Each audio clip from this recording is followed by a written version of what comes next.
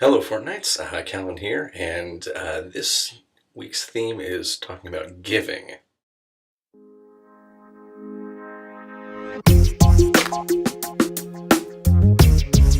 The organization that I'm going to briefly talk to you about is called Teen Challenge. I don't know if you guys have much experience with them. I'll give you a brief history. It was started by a guy back in, I can't remember the exact date, the 50s or 60s, named David Wilkerson. And he actually wrote a book about it called The Cross and the Switchblade. A really great book, but he basically went into inner city New York and helped set up a different mission and set up what ended up becoming a drug and alcohol and addiction recovery program. But anyway, he was able to actually be the first organization to successfully get somebody who was addicted to heroin, get them completely off of it.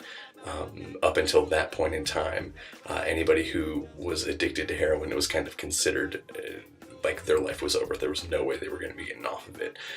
So he ended up doing it in New York City, and it kind of spread out all over the country. And there's actually a large facility here in Pensacola, Florida, where we live. They have a full men's facility and women's facility. If I remember correctly, they sleep about 100 people each.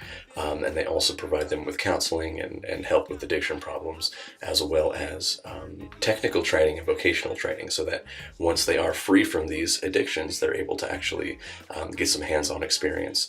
They've been able to set up a couple of different shops there at the Teen Challenge place. One of them does woodworking. Another one is a screen printing company called Studio 7 Designs. And there's also a jewelry making company, and I cannot remember what the name of it is, but they basically teach these men and women how to use these skills so that they're equipped and ready to go back out into the workforce once they are done with the program there at Teen Challenge. And then it also gives them a chance to kind of get some more revenue coming back in, because it does get pretty expensive. So there was actually a group that came and spoke at our church this past week from the Pensacola Teen Challenge.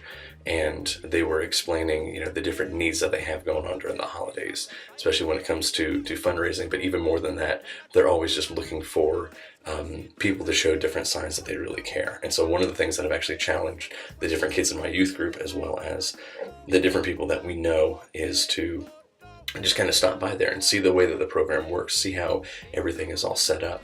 And one of the things that we are actually looking at doing, because both my wife and I do teach music lessons, is kind of adding that into like a once a week sort of a thing over there at the Pensacola Teen Challenge, where I would go and teach the men and she would go and teach the women, and just kind of give them one more skill that they might not be able to really polish in terms of learning instruments and doing all that sort of stuff. So that's one of the things that we're looking at doing starting this holiday season and then continuing through the rest of the year.